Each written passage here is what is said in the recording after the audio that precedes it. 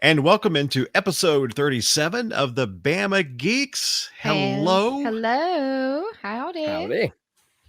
We hope you're doing extremely well. And we are all doing just fine. We've all had a relaxed and fun weekend so far. So I'm Brock Parker, and we'll jump right into what everybody's been up to. You know what? She's in the lower bottom corner if you're watching us on YouTube.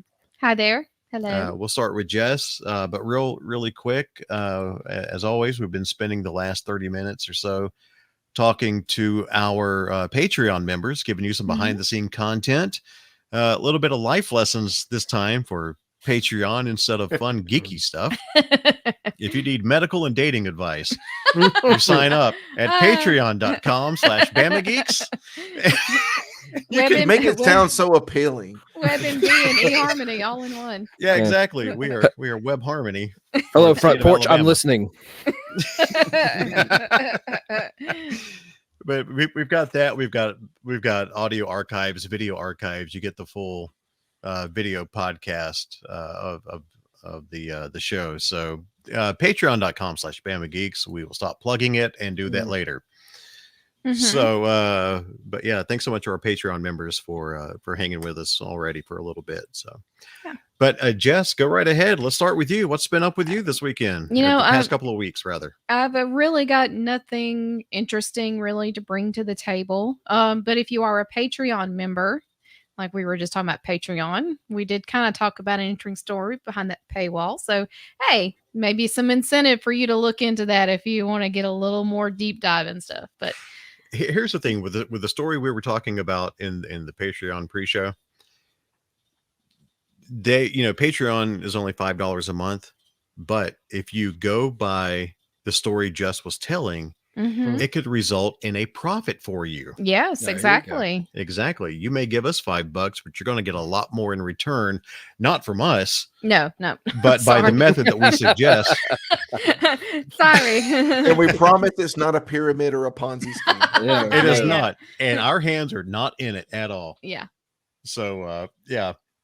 That's your Patreon tease.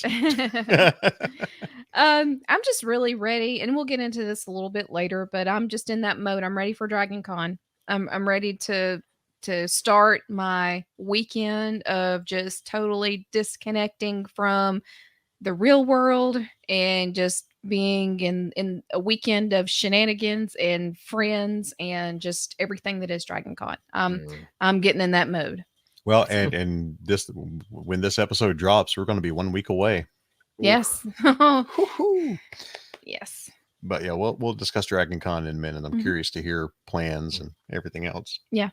Excuse me. I'm starting to get the hiccups right when this starts. That's good. So I'll keep, my little round, my part of the roundabout very, very short. So just like you. Exactly. So Kevin Gardner, man, what's happening with you? Well, we're going to speak a little bit more about it, as a later topic. But I got to spend some time yesterday hanging out, going to a concert that we're going to talk about. We had a great time. I had a super great time. But for overall, the last couple of weeks have been, fairly productive. Working on the fence, getting that done, getting gates up now. Didn't do a whole lot this weekend, but this weekend I decided to take it easy and just relax. I had various reasons for that. But overall, man, it's been great. Cool. Awesome. Bo Bearden. Yes. What is up with you? Oh, the lights are changing colors. Yeah. You. Yeah. I got them back up and running now. We are fully operational. Now, before we started, one of your lights was starting to sag. It happens at my age. We almost made it through the intro without an age reference. Almost. Those aren't the ones being held up by command strips, are they? They are. They're command strips on there's one on the edge, there's one in the middle, there's one on the other edge, and it's in one of the sections I didn't have it pulled tight enough. That's on me. That's not on the command brand. Okay. That's on me. Yeah. You and Kevin are both faithful command strip guys. I still am. Hey, I'm all right. Once I get those action figure cases I'm asking about, that's what we'll be holding them up. So okay. But take just a moment, Bo, and make sure that you explain to folks. You don't get the Walmart brand. No, you Command get the strip. actual command. You can't Don't go ever you do those. No. There might be some other brands, but whatever the Tough Tech, whatever great value brand they use, no. No, I do not Go with the recommend it. 3M. Yeah, the 3M, yep. 3M, we're accepting sponsorships. Yes. Always. But like Believe for me. me, the most interesting thing going on, well, let's see. Well, I think about I should have threw this in for the life lessons with we were talking earlier, but I'll throw this in quick. I got a proud parenting moment. The kiddo spent the night with one of his friends at school for the first time. Like Oh, okay. he stayed the night with somebody who was not related to us. That Oh, was huge. big step. So he didn't show up on the ring on the ring camera at 3 in the morning again. Yes, well, like they're like maybe 10 minutes from where we live, but like it's through the woods, hill to dale, over all the roads. So like when his reaction was his mom's like, all right, you wake up in the middle of the night, what do? He's like, ring, ring, ring. We'll tell his mom, let him know. Of course, the family he stayed with, they had a security system, so they're good there. So she was like, if the boy's mother was like, if he leaves, we'll know. So, but that was good. But that was good. He did that, and like I said, this is also as always. He's about the most interesting thing I have to talk about. Friday, he had a fun experience at school. They were playing tag. I had to go get him. This was in the evening. The poor guy, basically a cartoon character, that he was chasing his buddies playing tag and ran right into a pole. Oh no! He was still a little bit loopy when I picked him up, but he had a good sized bruise. I'll have to show you guys. But he was. Here's a picture of my kid with a knot on his forehead. Yeah, like did anybody get any video of it? No, like the school nurse, she happened to be out there on the playground when it happened. She's like, she saw him fall back, but he didn't have anything. He did the number test. He didn't throw up. Luckily, he wasn't concussed, but I'm pretty sure that's his first chance getting his bell rung really good. Was it a metal pole? Yeah, it was like one of them aluminum awning poles that hold up like the aluminum awning. So I'm sure there's I'm sure missed the sound effect. Yeah, I'm sure there's a dent in it, hard as his head is. I'm sure. Because all seriousness, glad he's okay. Yeah. But this day and age, man, there should have been some video. Somebody should have been videoing that. There might be some security footage of it from the school, but I don't know if they'll do that or not. Yeah, we won't put him on the spot like that. I just have to. Oh, I'm sorry. Go ahead. I say, and then the other thing, like I said, I got to do while you guys were across town at the Alabama Theater. I was over my wife's cousin. She had her birthday party. I finally got to enjoy the experience that is Top Golf. Yeah. How'd you like it?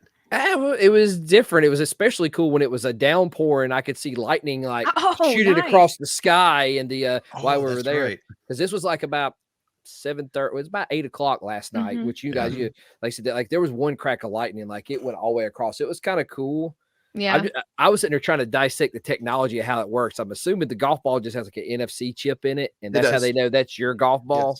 Yes. That's what I figured how it worked. But and that's how they also know if you hit it outside of the, you see the TikTok videos and whatnot of people just bragging because they hit them out. They could potentially kick you out of Top Golf for doing that. Because I want to say, like, if it goes by the signage on it, it looks like it's like 250, maybe 300 yards. And if you're like an actual golf pro, you could probably crush one 350 easy. If you it doesn't help that they give you drivers. Yeah, they give you drivers. Like I said, I played golf a little bit in my early to mid 20s, but that's the first time I've swung a golf club in probably 12 to 13 years. My drivers, I was terrible. I did much better with my irons. Like I got the 5-iron and I got to consistently about, like I wasn't hitting it perfect, but I could get it those middle two targets, the orange and blue targets. I believe that's the ones I was hitting the most. But like I said, I did decent. Like it was fun. It was a neat experience. Like it was much different than what I was expecting, but it was pretty cool. We were on the 3rd floor. I don't know which floor y'all were on when you guys did it. We've usually been on the second. I think we usually hit about the 2nd floor when we go. For some reason, we always. I've done the 1st and the 3rd floor when I've been there. Yeah. Yeah, that's really cool. How'd you feel holding a metal stick while it was lightning, Bo? Oh yeah, that was the other thing. That's what we were talking about. Our group was like, hey, this, we're out here with lightning rods having fun, Just like Caddyshack. Yeah. Oh, the hard stuff's not coming down for a while now. But I mean, it was a fun experience. Like I may go back. It's like it was I of course when I got home, my arm and Like I said, this is another going. I had to take some ibuprofen because my wrist was killing me. Yeah. Well, Yeah. So next thing we need to do is get together and go bowling, and that's when it really wrecks your arm. I know. Went bowling with my son recently a few months ago, so yeah, I understand. Yeah. I used to. We always have fun at Top Golf. Yeah, do the cosmic bowling for when I was teens and 20s, you know, cosmic bowling all night, and you know, arm would be sore. I go bowl 3 games and I'm ready to cut my arm off. Yeah. I was gonna say though, in talking about your son as well, that first day of school picture was great. Yeah. he has his father's sarcasm from that age too. Yeah, apparently, because that was yeah. I mean, I want to be alive when I grow up too, you know. Yeah. That was hilarious. Growing up that whole week, she's like, all right, what do you want to put? I want to be alive. Okay. Be alive when I grow up. Yeah. I used to be a lot more snarky and smart alecky when I was younger. I've got mellowed in my old age, but now I guess it's coming back to roost now. Yeah, 2.0 is happening. Yeah. Yeah, it's like my daughter. She's, oh my gosh, her wit and sarcasm is beyond anything I've ever seen. She's worse than me. Yeah. I was very sarcastic at her age, and she has picked it up big time. But she's a playful sarcastic. She's not. She's never vicious. Yeah. Yeah. But yeah. Thankfully, she gets her mother's her mother's angelic nature about her. But then she's got my snarkiness for sure. She's a good mixture. It mostly comes out, at least for me, when her and David are together. Which is that's a dynamic that is hilarious. By the way, it's a fun weekend when those two are here and they're just going to jaw jacking each other all the time. And I'm like, do you guys really hate each other? Like, no, Dad, this is how we always are. I'm like, we love each other. She goes, no, he's my bestie. And he's like, get off me. And that's about how he sounds right now. Get off me. Yeah. Yeah. That sounds like a you problem. That's his favorite thing to tell her, even when it doesn't make sense. Teenage boys are wonderful. Yeah. David has his certain things that he says, and this whole "that sounds like a you problem" is like what we hear the most right now. Even when it doesn't apply to the situation. Yeah, that's what. Oh, but he gets on her just as well. It's all good. Well, y'all were talking about, kids are going back to school, and just real quick, I'll just say that my 18-year-old is going to try to venture out into the workforce here soon. Yep. He has an interview tomorrow. Wow. I mean, I guess it's okay to say, well, that's totally up to you. I mean, I'm not triangulating locations here, but he is going in for a job interview at Amazon. So we're in the Birmingham area. So yeah. Amazon's there's got some distribution centers here in the area, and he's going to go for his interview tomorrow, and hopefully we'll get off and rolling with being out in the real world now. Let's be an adult. Hey. Yeah. Well, like I said, go ahead. Yeah. I'd say for like Amazon, like he has options around here that wouldn't here like 20-something years ago. Like there's a lot of warehousing and supplying jobs around here now. So if that doesn't pan out for him, but like I hope he does for him. But like, yeah, he has a lot of options if he's wanting to do the warehouse route. And I actually have family that's working for Amazon. And it's actually fairly decent to work for. Overall. Yeah, you hear so many things about Amazon and their practices and stuff, but we have family as well that work for Amazon, and we would not be encouraging him if we'd heard bad things. The local Birmingham places are pretty stout, and good, and good little. I think it's a good venture into the first job outside of high school and get started and get. It's a starting hourly rate more than I ever had at that age. Exactly. Like 3 or 4 times what I was making at that age. Yeah. So, yeah. So, hopefully, she was supposed to have a package from Amazon delivered today and it hasn't shown up. So maybe she can, if he winds up getting the job, she can browbeat him into bringing it to her. Yeah. Well, it's like I said, you leave it in the hands of the post office to deliver an Amazon package, well, it may get here on the day it says. It won't. No, I don't think it works that way, but it would be nice. I'm not holding out any hope at this point because it's so weird because like maybe think like the sender he may be interviewing at, I don't know, but the one closest to us, I ordered something and it actually shipped from that distribution center. It went from there to Atlanta. And it came back to me. I was like, why? Yeah, that didn't make any sense, did it? It makes no sense, especially when USPS, right? Yeah. Yeah. Yep. Yeah, especially when if the Amazon truck's actually delivered, it's a different story. But yeah. Yeah. Yeah. Yeah, when I lived in Calera, I had Amazon delivery when they did the delivery there, and they almost always delivered their packages through the Amazon service, and it would hardly ever had any issues with it. But anytime you use anybody else, it's like you're going to go. It's going to go to a distribution center before it comes to you, and usually that distribution center is in Atlanta. Yeah. Yeah. Yeah. Well, this is they're delivering when it's something I'm going to be using for Dragon Con. So I know it's going to get here before Dragon Con, but I just really want it to start. You know, when your package is out for delivery, you just want to go ahead. Can we just get it? Can I just have it? Yeah. The notifications cause an ungodly amount of anxiety. Yeah. Oh, it's coming today. And you're like a dog waiting at the door for your owner. Hey, wait. Where's my package? And then when it doesn't come, you cry and pee on the floor. Chew up the couch. Claw the curtains. Yeah. You remember when there was a time when we never really would have like entertained the possibility of going, yep, cool, I'm going to order this and I'll see it in 2 days. Yeah. Right. Yeah.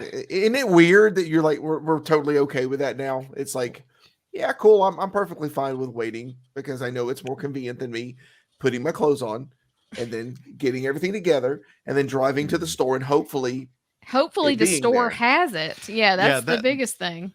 Our favorite store, Walmart, usually doesn't. So Never. you go there and you're like, darn, or they have the, like we were talking earlier where Bo was, mentioning command strips, like they're out of command strips and they only have the Walmart brand. It's like, I'm not going to do that. Then you're pulling up the app and you're ordering it on Amazon, standing there in the store. And then you go back home and you sit and you wait for 2 days to get it. Yeah. Yeah. I've got more comfortable. Like if a store has an online app to do it and like I can pick it up later or whatever, I'll do it that way. Yeah. Same. Mm-hmm. I did try that with Walmart a few days ago where I ordered something in the app because it said it was in stock in our local store. And I went, great, I'll swing over there in a couple hours and get it. And then I get the notification, not in stock. We'll ship it from somewhere in the Midwest. And I'm like, yeah. Oh, Walmart. I was going to leave it on a positive. Yeah, I was gonna leave it on a smile. Yeah, we can move on. We can talk about more positive things, right? Well, speaking of drag, and for me, I guess I have not a whole lot going on. I've started the fall semester. As far as my master's program, after the end of the semester, I'll be halfway done, and I don't think I'm going to have the issues this semester that I had in the summer. Yeah, I should not be riddled with anxiety and deadlines as badly as I was in the summer. So it should be a good fall. I'm looking forward to it. It's really there's a podcast out there called White Lies, and it's dealing with race relations in Selma, which is a big historical part of our state. Yeah, part of our state's history. Historical history. Yeah. Anyway, my professor this semester is one of the ones who does that White Lies podcast from NPR and nominated for a Pulitzer Prize and everything else. So I am stoked to be learning from him. Cool. Yeah. I'm really looking forward to that. Sounds good. Yeah. Should be a good semester.